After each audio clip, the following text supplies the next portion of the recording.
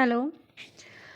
आज हम NCERT class 6 की पढ़ रहे हैं और हम ये करेंगे कि क्लास 6 से लेकर 12 तक एनसीईआरटी कंप्लीट करें, ताकि एनसीईआरटी हर एग्ज़ाम के अंदर पूछी जाती है, जिससे हमारा बेसिक क्लियर होता है। काफ़ी एग्ज़ाम होते हैं जहाँ हमारा बेसिक क्लियर नहीं होता, हम डायरेक्ट बड़ी बड़ी पुस्तकों का अध्ययन करते हैं, उनसे कोई मतलब नहीं रहता। क्वेश्चन हमेशा एनसीईआरटी में ही आते हैं। लगभग 5% ऐसे क्वेश्चन होंगे जो बाहर से आते हैं। बाहर से भी कहाँ जाएंगे, जहाँ 6 से 12 तक एनसीईआरटी कंप्लीट आती है, वो सब इसी में होता है। तो हमें एनसीईआरटी का बिल्कुल बेसिक से और जीरो लेवल से पढ़ेंगे और अच्छे से ध्यान लगाकर पढ़ेंगे। इसमें है कब, ये अध्याय फर्स्ट है। एनसीईआरटी क्लास 6 हिस्ट्री है, उसके अंदर फर्स्ट है क्या, कब, कहाँ और कैसे। इसके अंदर अध्याय चैप्टर फर्स्ट है, उसमें है क्या, कब, कहाँ और कैसे। पहले लोग कहाँ रहते थे, कैसे रहते थे, उनका टाइम क्या था, ये सब बात इसके अंदर हम देखेंगे। तो ये जो हमारे एग्ज़ाम से इम्पोर्टेंट है वही हम पढ़ेंगे। इसके अंदर ये हमारे एग्ज़ाम के लिए कोई है नहीं कि रसीदा बैठी थी अचानक वो पढ़ रही थी। वर्षों पहले क्या हुआ था, ये हम खुद से क्वेश्चन कर लेते कि भाई वर्षों पहले क्या हुआ था। इसके आगे कैसे पता लगाए कि वर्षों पहले क्या हुआ था। यह जानने के लिए कि कल क्या हुआ था, तुम रेडियो सुन सकते हो, टेलीविज़न देख सकते हो या फिर अखबार पढ़ सकते हो। साथ ही यह जानने के लिए पिछले साल क्या हुआ था, तुम किसी ऐसे व्यक्ति से बात कर सकते हो जिसे उस समय की स्मृति हो। लेकिन बहुत पहले क्या हुआ था यह कैसे जाना जा सकता है। इसका अर्थ ये है कि पहले क्या हुआ था, लगभग 50 या 60 70 साल तक हम जान सकते हैं। वो किसी भी व्यक्ति हो, हमारे बुजुर्ग हो, हमारे दादा हो, उनसे हम पूछ सकते थे कि पहले क्या हुआ था, लोग कैसे रहते थे। और काफ़ी लोग ये बैठे बैठे भी ये बोलते हैं कि हमारे टाइम में ऐसे होता था, हमारे टाइम में ऐसे स्कूल जाते थे, आज के टाइम में इतना चेंज हो गया। ये वाली बातें हम अक्सर सुनते हैं। लेकिन अगर हम बात करें लगभग 2500 वर्ष पूर्व, 4700 वर्ष पूर्व, इनसे पहले क्या हुआ था ये हमें नहीं पता। अगर हम किसी व्यक्ति से भी पूछेंगे तो कौन व्यक्ति होगा जो 4700 साल पहले होगा, ऐसी वाली चीज़ हमें नहीं पता। तो इनको कैसे पता लगाएं, इसके जानने के लिए हम इसी चैप्टर में बिल्कुल बेसिक से जीरो से अध्ययन करेंगे। इसके आगे अतीत। अतीत का अर्थ होता है बीता हुआ कल, जो पहले बीत गया हो। अतीत के बारे में हम क्या जान सकते हैं कि हम अतीत के बारे में, पिछले दिनों के बारे में हम क्या जान सकते हैं। अतीत के बारे में बहुत कुछ जाना जा सकता है। क्या खाते थे, कैसे कपड़े पहनते थे, किस तरह के घरों में रहते थे। हम आखेटों, शिकारियों, आखेट यानी शिकारी, पशुपालकों, कृषकों, शासकों, व्यापारी, पुरोहित, शिल्पकारों और कलाकारों, संगीतों या फिर वैज्ञानिक के जीवन के बारे में जानकारियाँ हासिल कर सकते हैं। पहले लोग क्या खाते थे, कैसे कपड़े पहनते थे, किस तरह के घरों में रहते थे, कि कौन कैसे शिकार करते थे, किन जानवरों का शिकार करते थे, ये सब कौन सी कहानियाँ सुना करते थे, कैसे नाटक देखते थे, ये सब हम इसी चैप्टर में पढ़ेंगे। फिर थर्ड पॉइंट है लोग कहाँ रहते थे। फिर थर्ड है कब, कहाँ और कैसे। इसमें थर्ड है कि लोग कहाँ रहते थे। नर्मदा नदी का पता लगाओ। हम अभी इसी चैप्टर में मानचित्र देखेंगे, उसमें नर्मदा नदी देखेंगे, नर्मदा नदी की सहायक नदियाँ देखेंगे और उसके आसपास की पहाड़ियाँ, हिमालय, विघ्न पहाड़ियाँ, ये सभी हम अभी नेक्स्ट पेज में मानचित्र में देखेंगे। कई लाख वर्ष पहले लोग इस नदी के तट पर रह रहे हैं। यहाँ रहने वाले आरंभिक लोगों में से कुछ कुशल संग्राहक थे जो आसपास जंगलों के विशाल संपदा से परिचित थे।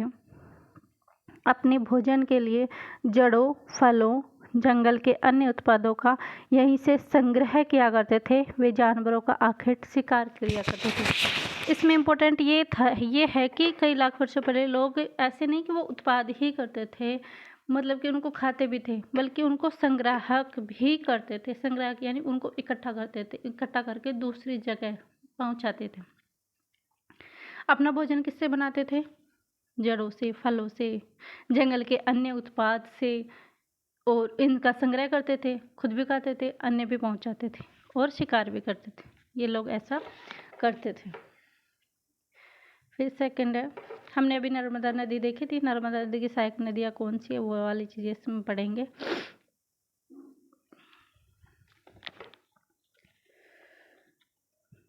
कलर चेंज कर लेते हैं पैर का।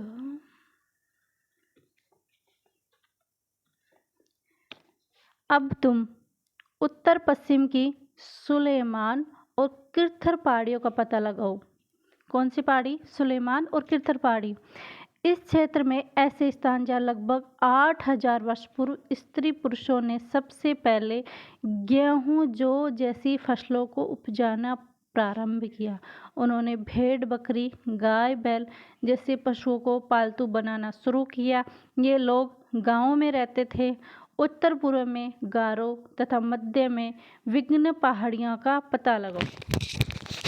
अन्य क्षेत्र ऐसे क्षेत्र थे जहाँ कृषि का विकास हुआ, जहाँ सबसे पहले चावल उपजाया गया। इस वे स्थान विघ्न के उत्तर में स्थित है, जहाँ पर चावल उपजाया गया था।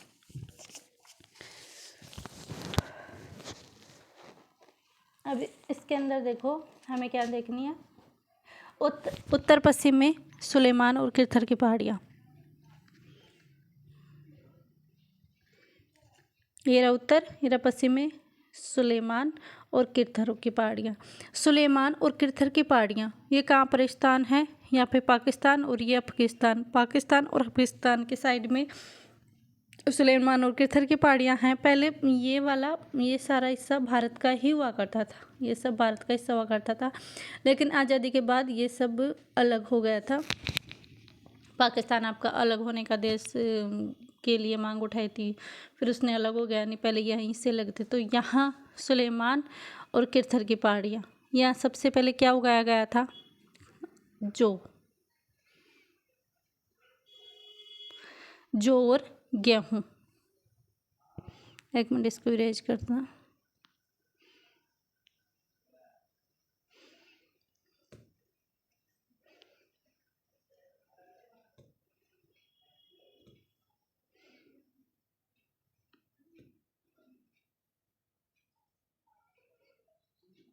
जौ और गेहूँ सुलेमान और किरथर की पहाड़ियों में, यह किरथर और ये सुलेमान, यहाँ सबसे पहले क्या हो गया? जौ और गेहूँ। फिर उसके बाद था कि गारो पहाड़ियाँ। गारो पहाड़ियाँ कहाँ हैं? ये उत्तर है, ये पूर्व है। उत्तर पूर्व में कौन सी पहाड़ियाँ थी? गारो पहाड़ी। ये कौन सी है? ब्रह्मपुत्र नदी, ये गंगा नदी। नर्मदा नदी कौन सी है? गारो पहाड़ी। गारो पहाड़ियों में सबसे यहाँ हो गए थे। सबसे पहले भेड़ बकरी गाय पालतू पशु कहाँ प्रारंभ किए थे? उत्तर पश्चिम में। क्यों होगा उत्तर पश्चिम में? भाई जहाँ जौ होगा गेहूँ होगा तो पालतू पशु क्या खाएंगे? जौ गेहूँ। और जहाँ इंसान रहते हैं वो जौ गेहूँ खुद खाएंगे, फिर खुद के रहने के बाद पशुओं को भी खिलाएंगे। जहाँ खुद के पास नहीं है तो वहाँ कहाँ से पशु पाल लेंगे? तो सबसे पहले इधर ही पाल लेंगे। तो सबसे पहले जौ गेहूँ कहाँ पाए गए? सुलेमान और किरथर की पहाड़ियाँ। सुलेमान और किरथर की पहाड़ियाँ। फिर उसके बाद गारो पहाड़ियाँ असम की साइड है, उत्तर और पूर्व में। उत्तर पूर्व में गारो की पहाड़ियाँ हैं। फिर है मध्य भारत। मध्य भारत कौन सा है? ये वाला हिस्सा। यहाँ कौन सी है? विघ्न पहाड़ियाँ। विघ्न पहाड़ियाँ में सबसे पहले ये चंबल की साइड में सबसे ज़्यादा क्या उगाया गया था? चावल। क्या उगाया था? चावल। तो यहाँ सबसे ज़्यादा क्या उपजाया गया? चावल। आ गया समझ में? दोबारा से आपके पास ये नोट्स से टाइप में चला जाएगा, तो मैं इसको इरेज कर देती हूँ ताकि अच्छे से आपके पास चला जाए। ये लीजिए।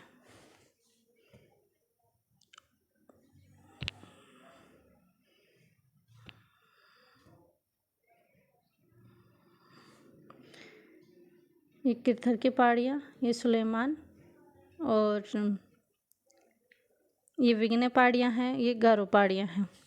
भारत के उत्तर पश्चिम पाकिस्तान की तरफ किरथर और सुलेमान और किरथर की पहाड़ियाँ हैं। यहाँ सबसे पहले पशुपालन किए गए। जौ और गेहूं की फसल यहाँ पर उगाएगी। गारो पहाड़ियाँ। चावल सबसे पहले कहाँ उपजाए गए? विघ्न पर्वत के उत्तर में हमें चावल मिलते हैं।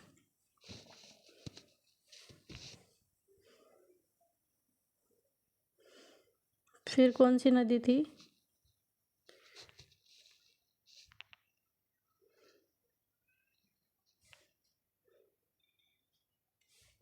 ये यमुना नदी। ये यमुना नदी में चंबल नदी जाके यहाँ गिरती है। सोन नदी जाके यहाँ, गंगा नदी यहाँ से निकलती, यहाँ पर गंगा नदी जाती है। सिंधु नदी, ये सिंधु नदी है। नेक्स्ट पेज में आएगा सिंधु नदी। सिंधु नदी की 5 सहायक नदियाँ हैं।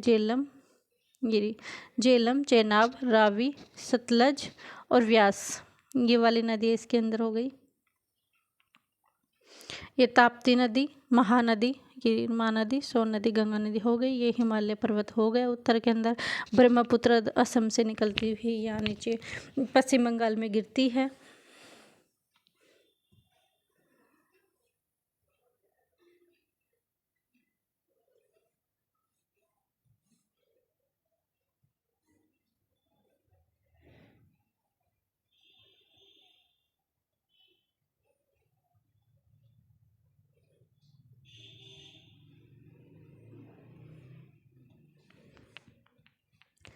मानचित्र पर सिंधु व इसकी सहायक नदियों का पता लगाने का प्रयास करो। अभी हमने सिंधु व इसकी सहायक नदियाँ, 5 सहायक नदियाँ वहाँ देखी थी। सहायक नदियाँ उन्हें कहते हैं जहाँ एक बड़ी नदी मिल जाती है। लगभग 4700 वर्ष पूर्व इन्हीं नदियों के किनारे कुछ आरंभिक नगर फले फूले। गंगा व इसकी सहायक नदियों के किनारे समुद्र तटवर्ती इलाके में नगरों का विकास लगभग 2500 वर्ष पूर्व हुआ। सिंधु उसकी सहायक नदी अभी हमने देखी। सिंधु व सहायक नदी हमने वहाँ से देखी थी। सहायक नदियाँ किससे कहते हैं? एक बड़ी नदी होती है, उसमें छोटी छोटी नदी आकर मिल जाती है, उन्हें सहायक नदियाँ कहते हैं।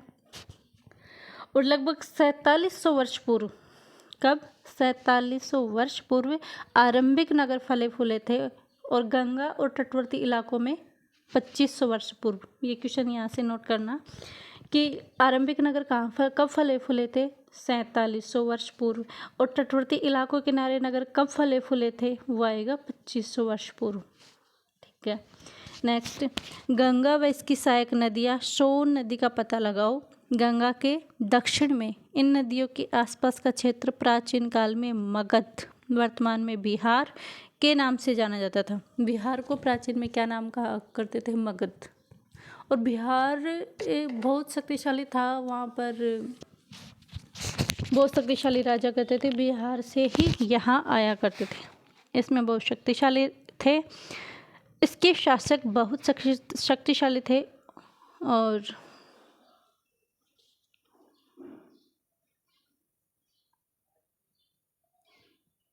शक्तिशाली थे। उन्होंने एक विशाल राज्य स्थापित किया। देश के अन्य हिस्सों में भी सभी राज्यों की स्थापना की। बिहार सबसे पहले, बिहार को प्राचीन में मगध कहते हैं। और मगध की हिस्ट्री अगर हम देखें तो बहुत विस्तृत है। वहाँ बहुत ही शक्तिशाली राजा थे और वहाँ का एक विशाल राज्य स्थापित था। लोग सदैव उपमहाद्वीप के एक हिस्से से दूसरे हिस्से की यात्रा की। कभी कभी हिमालय जैसे ऊंचे पर्वत, पहाड़ियों, रेगिस्तान, नदियों तथा समुद्रों के कारण यात्रा जोखिम भरी होती थी। फिर भी ये यात्रा उनके लिए असंभव नहीं था, क्योंकि लोग अपने व्यापार बढ़ाने के लिए, कोई रोजगार तलाशने के लिए एक जगह से दूसरी जगह जाते थे। जिसको जिसकी आवश्यकता होती है वो एक जगह से दूसरी जगह जाता है, उसको यात्रा कभी भी असंभव नहीं लगती। हाँ, असंभव होती है, परिस्थितियाँ खराब होती है, लेकिन उसको जो काम होता है फोकस उसी जगह होता था। तो पहले लोग यही था कि उनको यहाँ आकर काम रोजगार तलाशना था, यहाँ के लोगों को बाहर जाना था, वहाँ की संस्कृतियाँ मिलनी थी, आपस में काम रोजगार ऐसे बढ़ाया करते थे। तो ऐसे उनकी काम बढ़ाने के लिए एक स्थान से दूसरे स्थान में वो जाते थे। कभी लोग काम की तलाश में, तो कभी प्राकृतिक आपदाओं के कारण, कहीं नदी आ गई, बाढ़ आ गई, तो उन्होंने गांव के घाल खाली करने पड़ जाते थे, एक स्थान से दूसरे स्थान से जाया करते थे। कभी कभी सेनाएं दूसरे क्षेत्रों पर विजय हासिल करने के लिए जाती थी। इसके साथ ही अतिरिक्त व्यापारी कवि काफिले के सभी जहाजों को अपने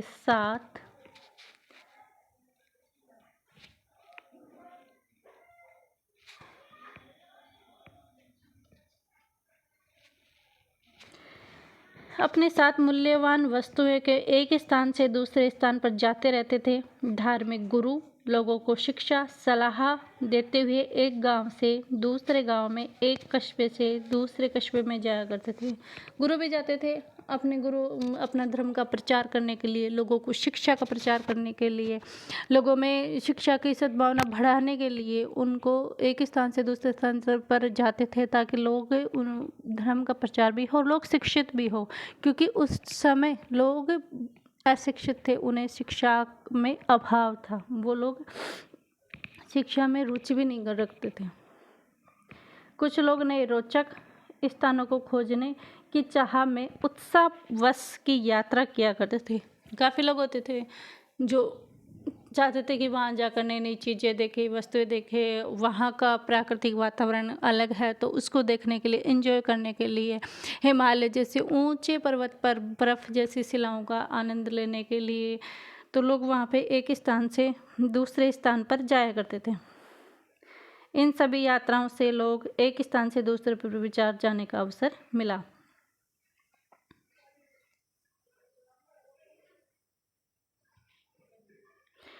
फिर है आज के लोग यात्राएं क्यों करते हैं। भाई आज पहले तो लोग रोजगार की तलाश में करते थे इसलिए करते थे, लेकिन आज क्या है कि आज लोग अन्य स्थान पर जाकर, एक स्थान पर दूसरे स्थान पर जाकर यात्राएं करते हैं। रीजन क्या है? एक बार फिर मानचित्र में देखो, पहाड़ियाँ, पर्वत, समुद्र इसी उपमहाद्वीप की प्राकृतिक सीमा का निर्माण करते हैं।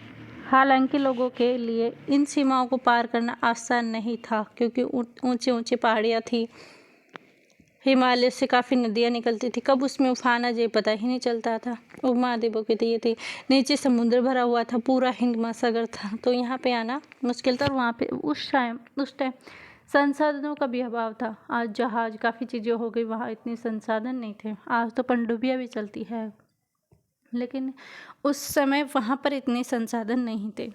जिन्होंने ऐसे चाहा कि वे ऐसा कर सके, वे पर्वतों की ऊंचाई को छू सके, गहरे समुद्रों को पार कर सके, उपमहाद्वीपों के बाहर कुछ लोग यहाँ आए और यहीं बस गए। काफ़ी लोग बाहर से आए, उनको अच्छा लगा, यहाँ का वातावरण अच्छा लगा, तो वहाँ आकर ही बस गए, यहीं बस गए। लोगों ने इस आगमन ने हमारी सांस्कृतिक परंपराओं को समृद्ध किया।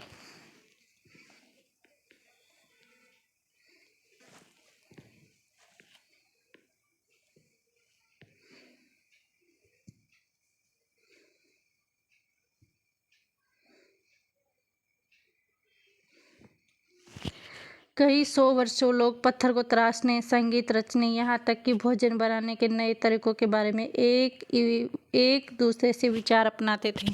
उस समय लोगों में काफ़ी साहित्य कल्चर था, जो हमारे आर्ट था, उनको एक स्थान से दूसरे स्थान पर पहुंचाते थे, उनका एंजॉय किया करते थे।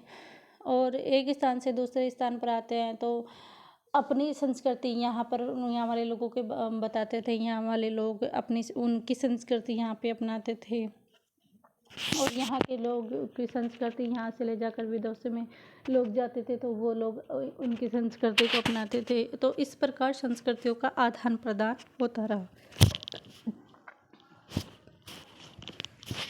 अब नेक्स्ट है देश के नाम, कि हमारा भारत का देश नाम क्यों पड़ा, भारत ही क्यों पड़ा।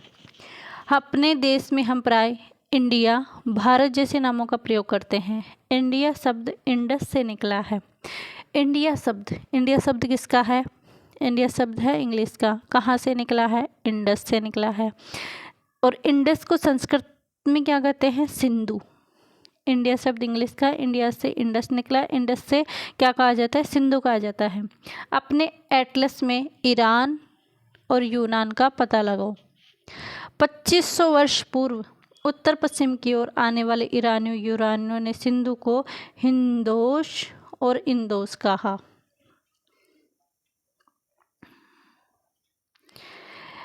पहले इंडिया इंग्लिश का शब्द है, इंडिया से क्या निकला? इंडस।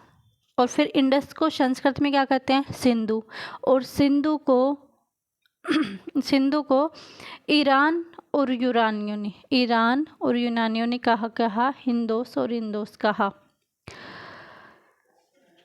इस नदी के पूर्व में स्थित भूमि प्रदेश को इंडिया कहा जाता है। भरत नाम का प्रयोग उत्तर पश्चिम में रहने वाले लोगों ने एक समूह के लिए किया जाता था। इस समूह का उल्लेख संस्कृत की आरंभिक लगभग 3500 वर्ष पुरानी कृति ऋग्वेद में मिलती है। भरत नाम का उल्लेख हमें कहाँ मिलता है? ऋग्वेद में मिलता है। बाद में इसके प्रयोग देश के नाम पे होने लगे। ये वाला हो गया, देश का नाम हो गया। देश का नाम कैसे हो गया? यहाँ पर क्वेश्चन बन सकता है हमारा। देश का नाम इंडिया, इंडिया से इंडस, इंडस से संस्कृत में निकला सिंधु। ईरान और यूनानियों ने क्या नाम कहा? हिंदोस और इंदोस, ये वाला। और 3500 वर्ष पूर्व की कृति जो हमारी ऋग्वेद है, ऋग्वेद में हमें भरत नाम का उल्लेख मिलता है और भरत से हमें भारत मिलता है। अब है अतीत के बारे में जाने कि बीता हुआ था वो कैसे था। अतीत के बारे में हम जानेंगे। अतीत यानी बीता हुआ। अतीत की जानकारी हम कई तरह से प्राप्त कर सकते हैं। इनमें से एक तरीका अतीत में लिखी गई पुस्तकों को ढूंढना और पढ़ना। जो पहले पुस्तकें लिखी गई है उनको हम ढूंढें और फिर हमें उनको पढ़ें। ये पुस्तकें हाथ से लिखी होने के कारण पांडुलिपि कही जाती थी। जो पुस्तकें हाथ से लिखी जाती हैं उन्हें क्या कहा जाता है? पांडुलिपि। अंग्रेजी में पांडुलिपि के लिए प्रयुक्त शब्द मैन्यूस्क्रिप्ट, और ये शब्द लैटिन शब्द के मेन्यू से बना है। पांडुलिपि कैसे कहते हैं? जो पुस्तकें हाथ से लिखे होने के कारण हाथ से लिखी होती है उन्हें क्या कहते हैं? पांडुलिपि। और ये पांडुलिपि को इंग्लिश में क्या कहते हैं, यानी अंग्रेजी में क्या कहते हैं? मैन्यूस्क्रिप्ट। मैन्यूस्क्रिप्ट शब्द कहाँ से आया? ये लैटिन भाषा के मेन्यू से आया। मेन्यू का अर्थ है हाथ, जिसका अर्थ है हाथ, हाथ से लिख निकाला। ये पांडुलिपियां प्राय तार पत्रों तथा हिमालय क्षेत्र में उगने वाले भूज नामक पेड़ की छाल के विशेष तरीके से लिखी जाती थी। ये भूज नामक पेड़ कहाँ पाया जाता था? ये हिमालय में पाया जाता था और इसी से हमें पांडुलिपि देखने को मिलती है। देखो ये वाली पांडुलिपि। ऐसे कुछ पांडुलिपि पहले लिखी जाती थी, शायद आज कोई समझ पाए। पुराने लोगों ने इनको समझा, देखा, उसके बाद ये शार का बुर्ज नाम के पेड़ की छाल पर ये लिखा हुआ है। अब पांडुलिपि के बारे में आपको देखो यहाँ पे शॉर्टकट दे रखा है।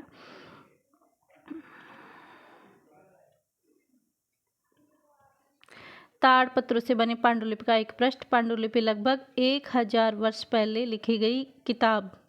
बनाने के लिए ताड़ पत्तों को काटकर उनके अलग अलग हिस्सों को एक साथ बांध दिया जाता था। ताड़ पत्तों को अलग अलग हिस्सों को काटकर उनको बंडल बना दिया जाता था।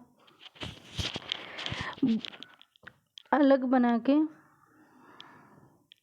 बुर्ज पेड़ की छाल से बनी ऐसी एक पांडुलिपि को तुम यहाँ देख सकते हैं। ये बुर्ज नामक पांडुलिपि से बनी हुई है। ये पांडुलिपि पहले की थी, जो कब की थी? लगभग 1000 वर्ष पहले की ये पांडुलिपि हमें देखने को मिलती है।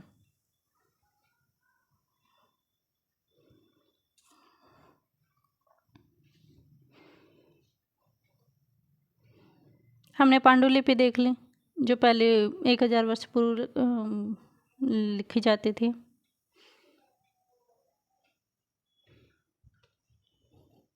इतने वर्षों में इनमें से कई पांडुलिपियों को कीड़ों ने खा लिया, कुछ नष्ट हो गई, क्योंकि काफ़ी साल हो गए। 1000 वर्ष बहुत होता है। उसके अंदर क्या है कि काफ़ी थी वो खराबी हो गई थी। लकड़ी थी तो उसमें कीड़े लगना स्वाभाविक है, तो कीड़े भी लग गए थे, नष्ट भी हो गई थी। फिर भी ऐसी कई पांडुलिपियाँ आज भी उपलब्ध है। प्राय ये पांडुलिपियाँ मंदिरों और विराहों से प्राप्त होती है। इन पुस्तकों में धार्मिक मान्यताओं, व्यवहारों, राजाओं के जीवन, औषधियों तथा विज्ञान आदि सभी प्रकार के विषयों की चर्चा होती थी। इसमें ये बुर्जी पेड़ पे जो हिमालय से होता है उसके ताड़पत्रों पर ये लिखी जाती थी। और ये कहाँ रहती थी, कहाँ से हमें प्राप्त हुई है, ये मंदिरों और विहारों यानी उपवनों से हमें प्राप्त हुई है। इसमें कौन कौन सी बातें लिखी जाती थी, इसमें धार्मिक से संबंधित मान्यताओं व्यवहारों को लिखा जाता था। राजाओं के जीवन, उनके वृत्तांत, कौन से राजा से कैसे उसका जीवन चला, कितने उसने युद्ध किए, कैसे युद्ध हुआ, कौन से में जीता, कौन से मारा, ये सब लिखा करते थे। उस समय कोई डॉक्टर दवाइयाँ थी नहीं, तो औषधियाँ चलती थी, औषधियाँ और विज्ञान भी इन्हीं पर लिखा गया था। इसके अतिरिक्त हमारे महाकाव्य, कविताएं, नाटक भी इसी ताड़पत्रों पर लिखे गए संस्कृत में लिखे हुए मिलते हैं, जबकि अन्य प्राकृत और तमिल में हैं। प्राकृत भाषा आम लोगों की भाषा थी। उस समय संस्कृत भाषा विद्वानों की भाषा थी। लोग संस्कृत वही बोलते थे जो बड़े विद्वान होते थे, बल्कि प्राकृत भाषा, जो प्राकृत भाषा थी उसमें आम जन सभी लोग बोलते थे।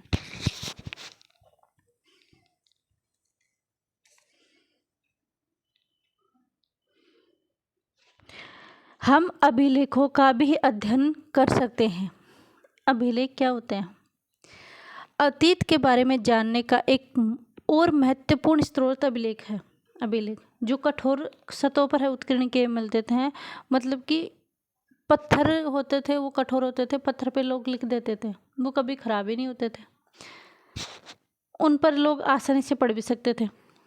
अभिलेख पत्थरों पर लिखते, कठोर सतह पर लिख सकते थे। ये जानकारी का स्रोत है। भाई किसी भी राजा के बारे में हमें लिखना है, ये उसने पदवी धारण की है, ये उसकी उपाधि है, तो उसके पत्र पर लिख लिए। आज भी ये अभिलेख मौजूद है।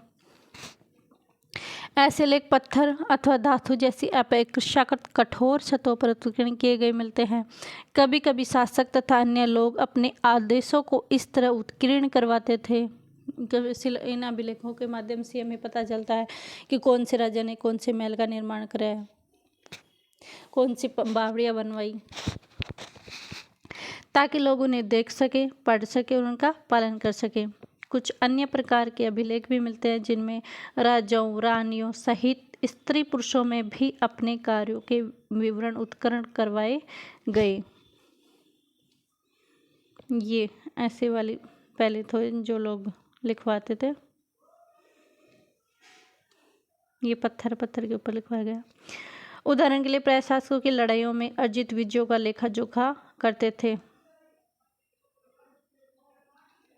क्या तुम बता सकती हो कठोर सतह पर लिखवाने के लेख क्या लाभ होते थे, ऐसी क्या कठिनाइयाँ आती थी? और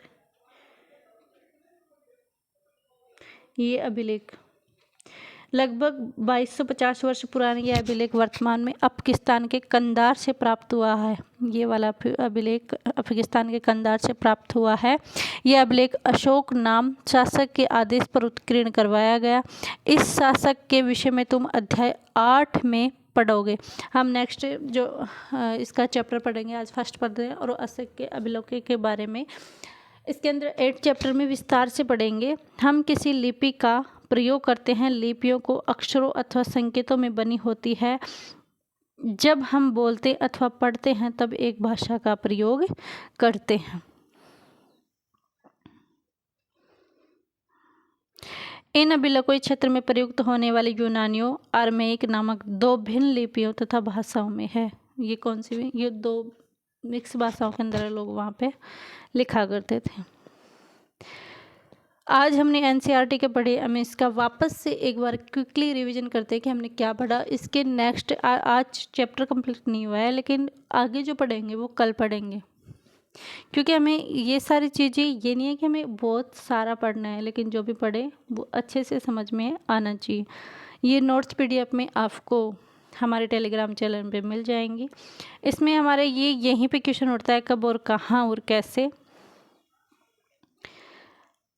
पता लगाएं। ये भाई हम पहले के अभिलेखों से पता लगा सकते हैं। कैसे पता लगाएं? हम पहले अभिलेखों से पता लगा सकते हैं।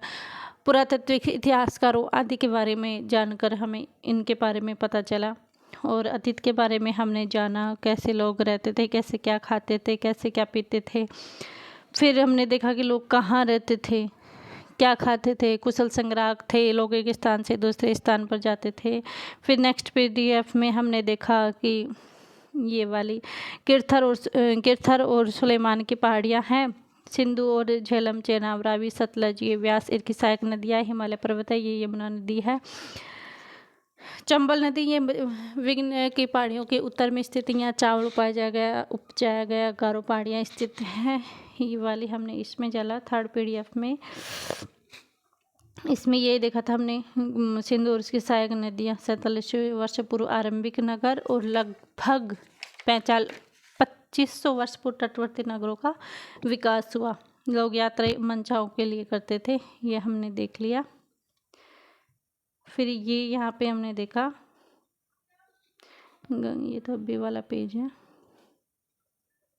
ये हमने ये ताड़पत्र देखे कैसे बनती थी, कैसे लिखा करते थे। भुर्ज पेड़ कहाँ से आया, हिमालय से में भुर्ज नामक पेड़ की छाल से लिखाया गया पांडुलिपि लिखी गई और वहाँ से हमें अतीत के बारे में जानकारी मिलती है। ये हमने अभिलेख जाना और कैसे लोग रहते थे, क्या खाते थे, ये वाली चीज़ें जानी। और नेक्स्ट वाला कल की क्लास में जानेंगे और संपूर्ण NCERT बिल्कुल बेसिक से करेंगे।